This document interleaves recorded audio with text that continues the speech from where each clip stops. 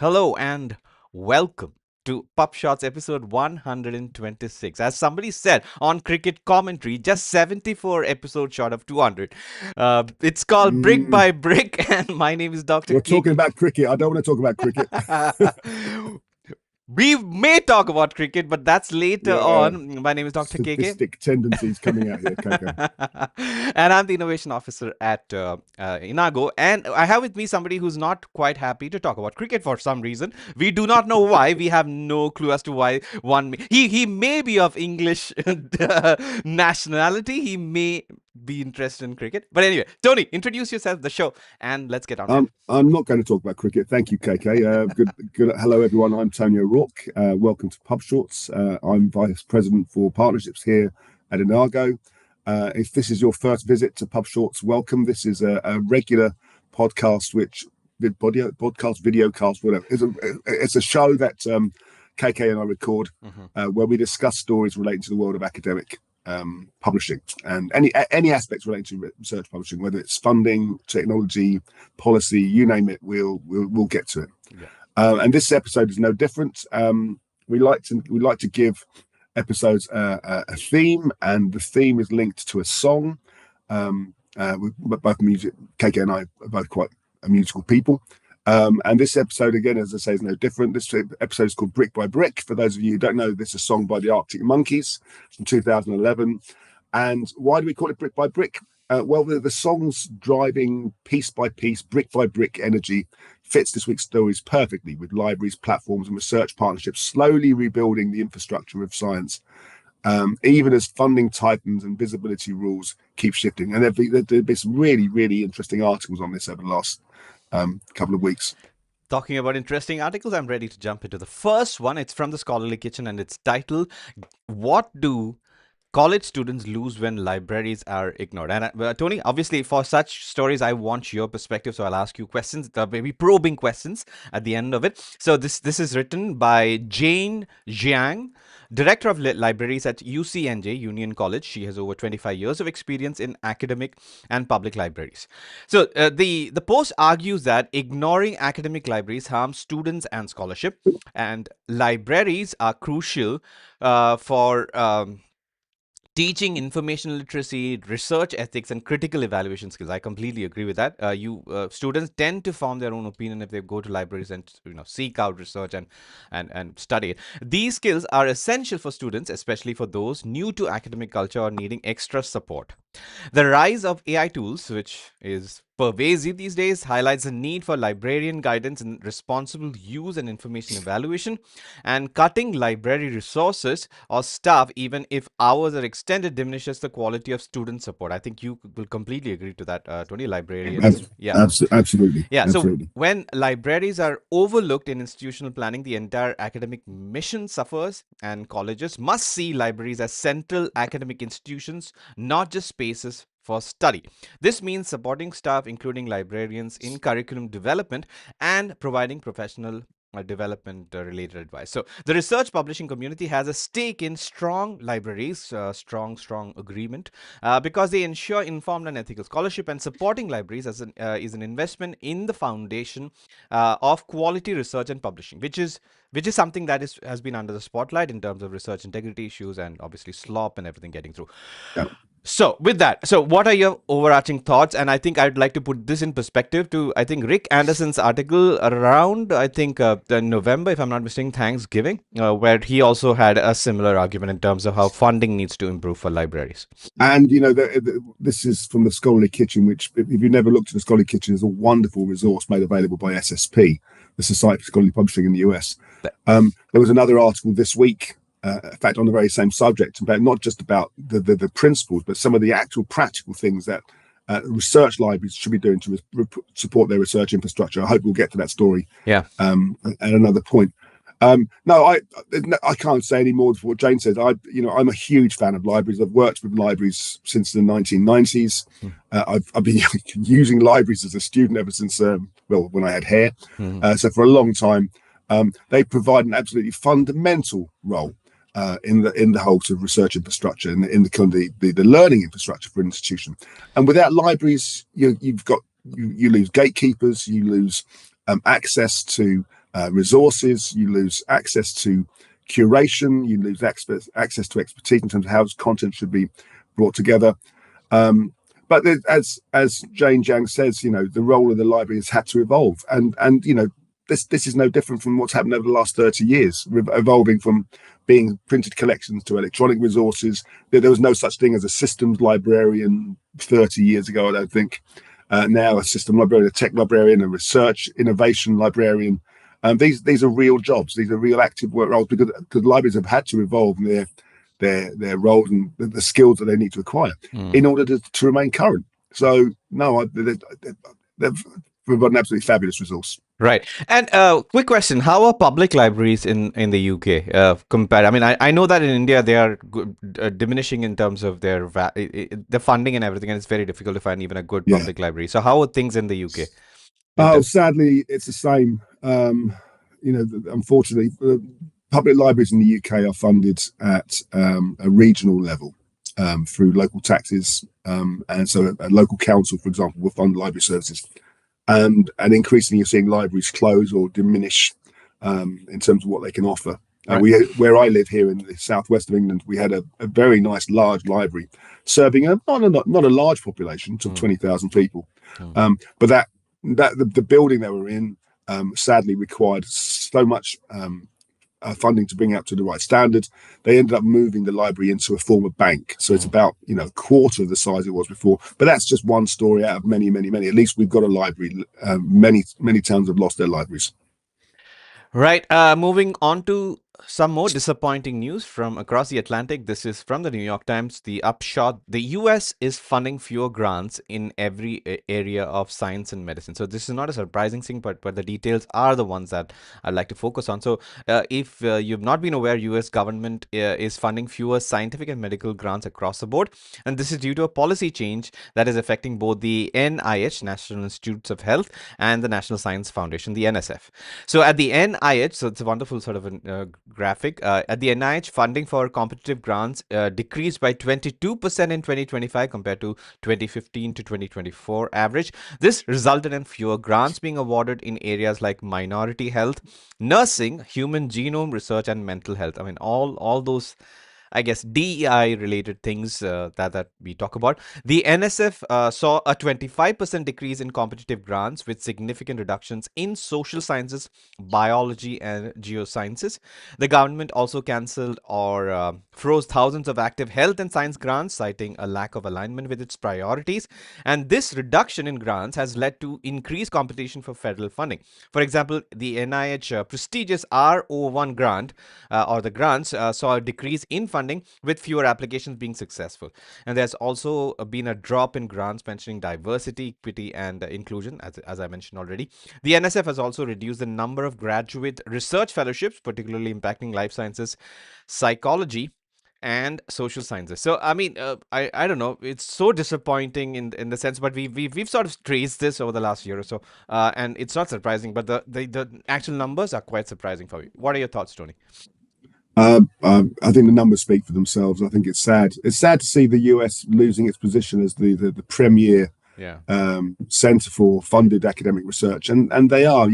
China is taking over. It's not taking over. It's certainly becoming the premier, the number one country for research worldwide. And it's just a shame that the American government doesn't seem to really care about that. Yeah, this is unfortunate, but at the same time, we I think in the last episode we covered so many stories related to China's, I guess, the consistent, leadership status, and I think we are also going to cover some more regarding this.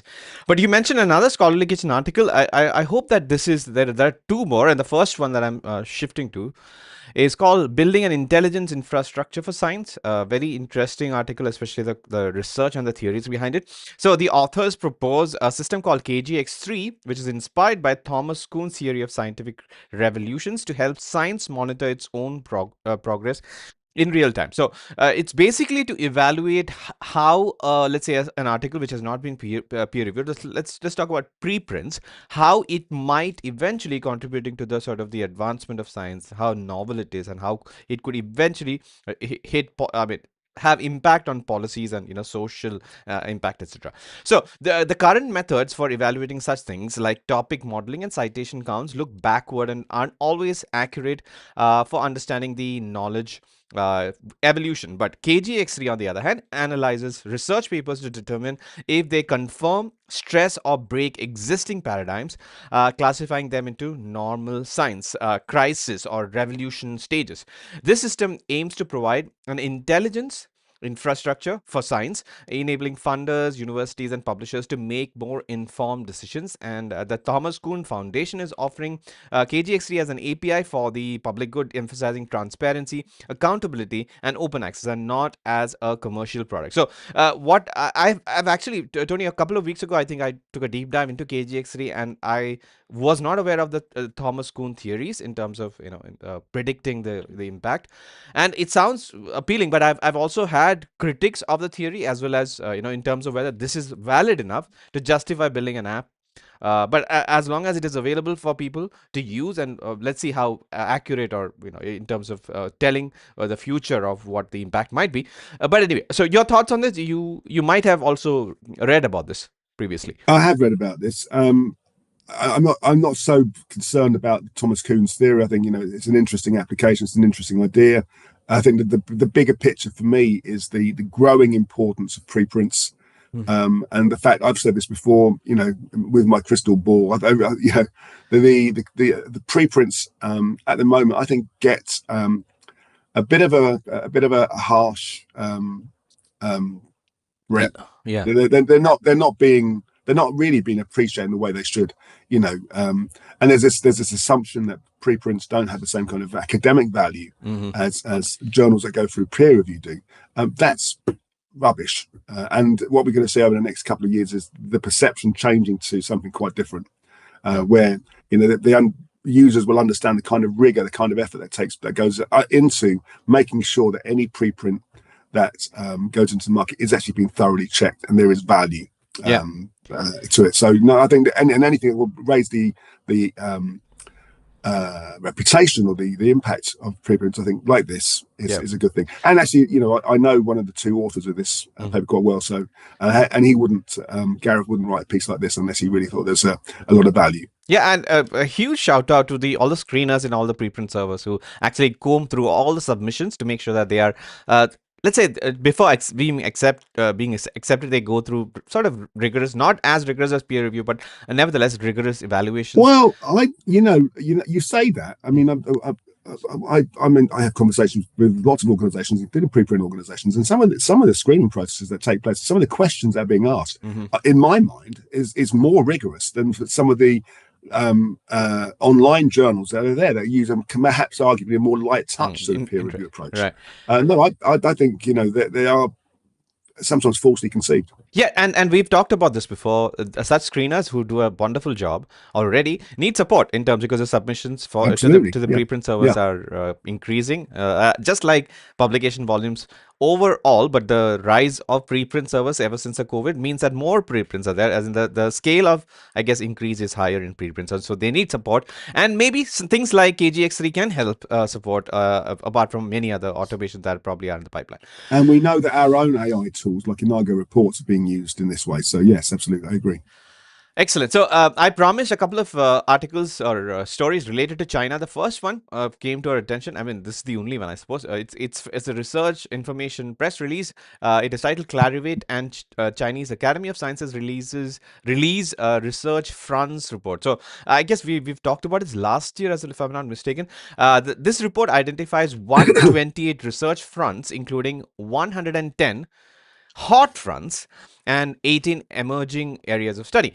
Emerging areas often highlight the rapid development in scientific research. Several emerging fronts are related to artificial intelligence, and these are mentioned, such as AI language models in medicine, AI-driven biomolecular predictions, and generative AI in business. So interesting. All of these that we have talked about before. Clarivate and the Chinese Academy of Sciences have collaborated on this annual report for 12 years. And the report helps identify future trends in science and social sciences. A comparison report, a research fronts 2025 active fields leading countries, regions, analyzes regional performance as well. And the US leads in research activities, with mainland China ranking second, and the gap between them is narrowing. That's exactly what we talked about previously as well. So, Yeah. Tony, before I switch to the actual report, any thoughts on this, or is it as you expect? As you would expect, and no surprise that AI is playing such a dominant role in terms of the emerging areas or the hot areas. Right. Just a brief mention. This is where you can find the report. I haven't actually downloaded it. I've just read the blurb and the details here. You can sign in and download it. I think last year I downloaded and took a deep dive into the report. But this is the URL for it, and you can find all the URLs of all the articles or stories that we cover in the YouTube description. So go if you're watching this on YouTube, go check these links individually and let us know what you think about it as well. So Tony, moving on to I think this is the last main story, and this is quite interesting. So this is, wait, I think I've skipped to, yeah, all right. Yeah, so this is the last main, so second last main story. So this is a very interesting sort of, I guess, perspective on the year so far. Nature's 10 people who helped shape science in 2025. So did you have a chance to take a look at this, Tony, before? I did, I Yeah. did. So obviously there are 10 people listed, but of note from my point of view and the topics that we discussed in PubShorts would be an Indian, Achal Agarwal, a retraction detective. Apart from that, we have people who are in public health positions. Suzanne Monares is there, as well as Liang Wenfeng, a finance expert who founded the AI company DeepSeek. So these are some of the sort of pioneers who have sort of shot to fame, and there's also a section of the report which focus on who might emerge in 2026, and that also includes some research integrity, related things. So I think research integrity Are is you listed in there? well, I wish I was. I mean, I'm not actively contributing to retraction. What I wish I was, but thanks, Tony, for considering me as a candidate, as a long, very, very long list entrant into Indeed. Nature's top 10. Any thoughts on this? Any thoughts on how Nature is doing this and the people who are? No, not particularly. I think it's in some of the people like the chap who founded DeepSeek, for example. Yeah. No great surprise, DeepSeek has really come out of nowhere in the last 6 months, in the last 9 to 12 months. So no great surprises, and also fantastic to see someone like Achal Agrawal, who is one of the sort of leading active thinkers around retractions. And the protagonists is being highlighted as well. Right, right. All right, moving on to the last main story. This is from the Scholarly Kitchen. So I believe that the story that you are referring to, Tony, will come up in another episode. So this one is titled SEO, that is Search Engine Optimization, Still Matters, Building Blocks for the Future of Content Discoverability. So it obviously talks about the need for SEO to surface content.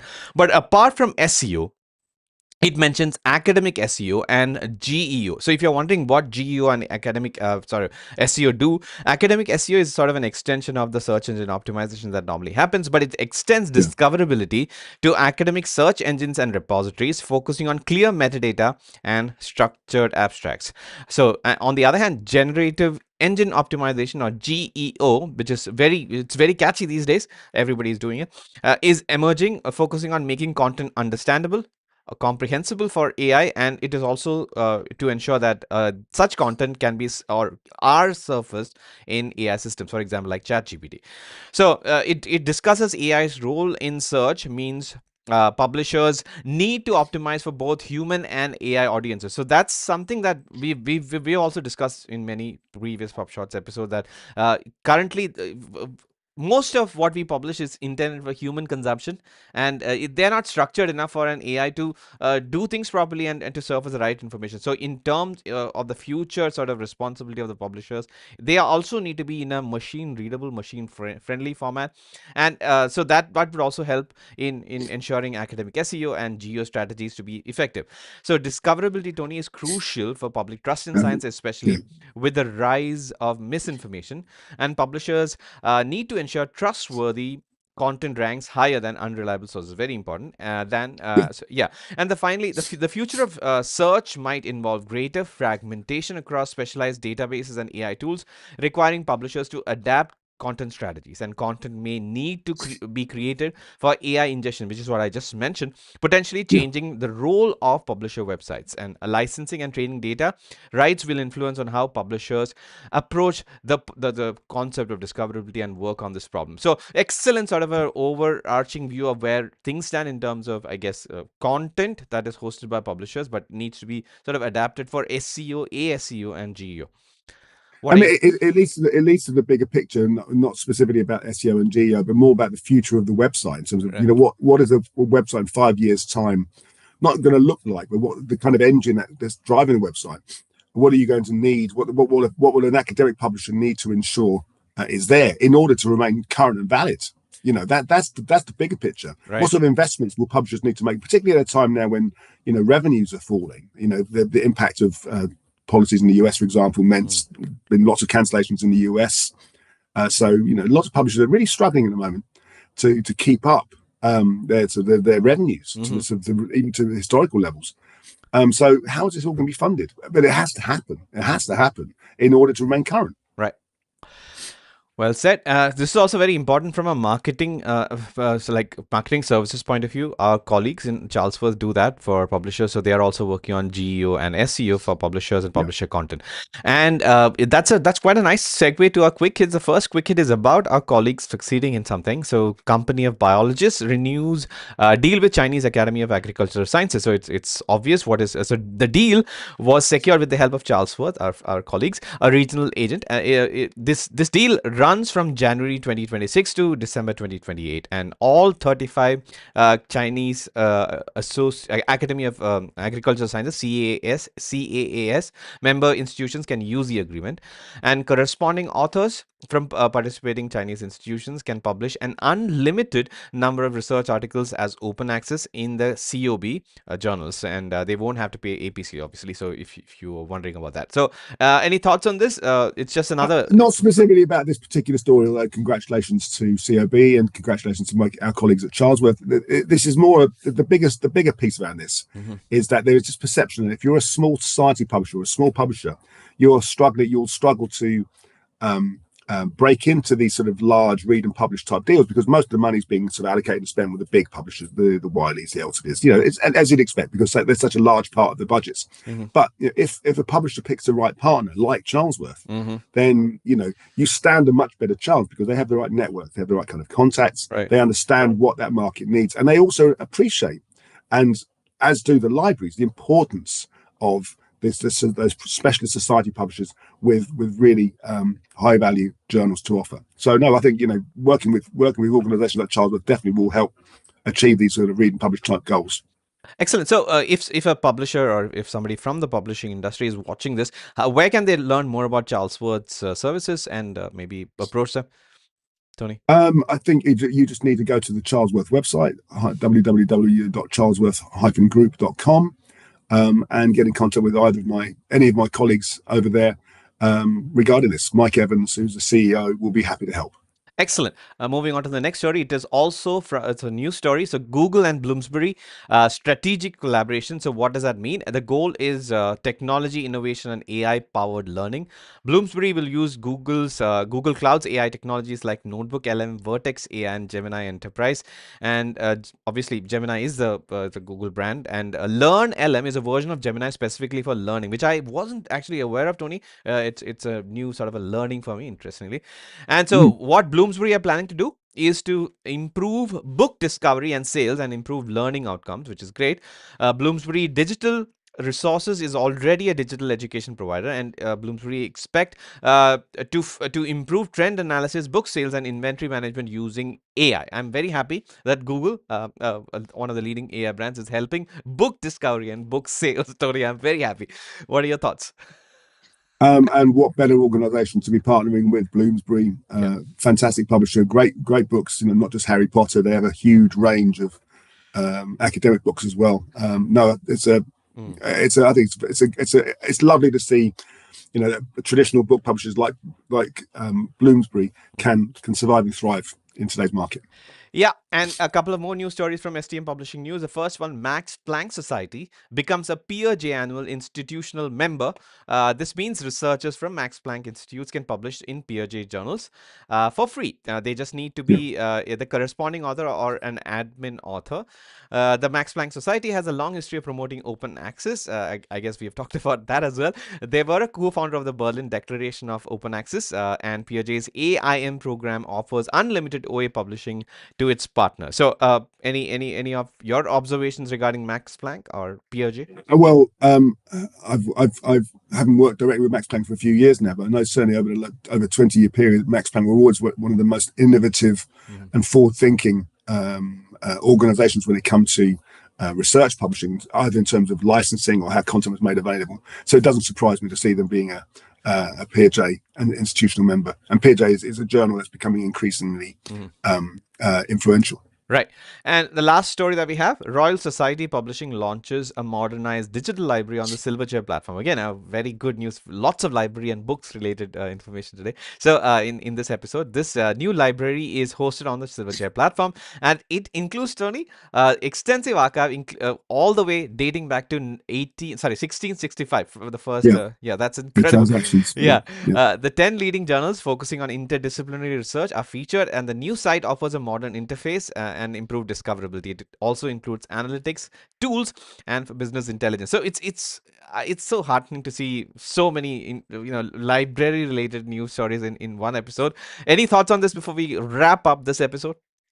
No, again, Royal Society, even though they have this 350-year, 360-year history, the oldest academic journal, the oldest academic paper, is able to sort of invest in the kind of technology which will continue to make their content available. And what better platform to be working with than someone like Silverchair, who really are, I think, leading the way in terms of some of these journal platforms at the moment.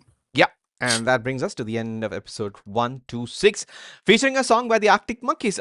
Tony, are you a fan of the Arctic Monkeys? Yes, I think I am. I wasn't when they first came out, but certainly over the last 2 or 3 years, I've been listening to more and more of this stuff and really enjoying it. So no, I've become a kind of a retrospective fan, sort of 20 years after the event. I remember, gosh, going back to 2005, 2006, maybe around then, when I used to work for a large society publisher. I was in Philadelphia, where we had our office, and the Arctic Monkeys were playing in a club in Philadelphia for like 200, 300 people, and I'd never heard of them. And one of the people in the office said, "Oh, I want to go and see this band, the Arctic Monkeys. They're from the UK," and I'd never heard of them. I wasn't particularly interested, and it was like 200 people. And kind of retrospective, if I could go back in time, if I had the car from Back to the Future, I would tell myself, make sure you go. So I've never thought of the term retrospective fans. And Tony, you're aware that we have a lot of fans, but there could be retrospective fans as well. And if they want to go back into the past to catalog all our episodes, 120 episodes, how can they do that? And how can they become retrospective fans like Tony? A happy coincidence that we talk about retrospective fans. Yes, if you are a retrospective fan of this, if you've enjoyed this particular podcast and you'd like to see all previous 125 episodes, first of all, you need to get a life, but also, I take that back. Of course, it's wonderful. No, to go to watch all previous 125 episodes, you just need to go to our YouTube channel and search for the Inago PubShorts playlist, and there you'll be able to see all previous 125 episodes. And each episode has different content and different theme. And I would encourage you to like the content if you like it, or even comment if you don't like it. Let us know what we need to be doing more of, sort of topics, and please share the content with your colleagues. Yep, and that's excellent. And we should also work on a strategy to get prospective fans as well, right? Right, Tony, somehow. Absolutely. Yeah. That's why we should talk more about Arctic Monkeys and related music. I want to not talk about academic publishing at all, just talk about the Arctic Monkeys. We would have been not PubShorts then, but that's for another day. And this is Dr. KK signing off on behalf of Tony, as well as the rest of our team who support us in bringing such content. We will see you in the next one. Bye-bye, Tony. See you next one.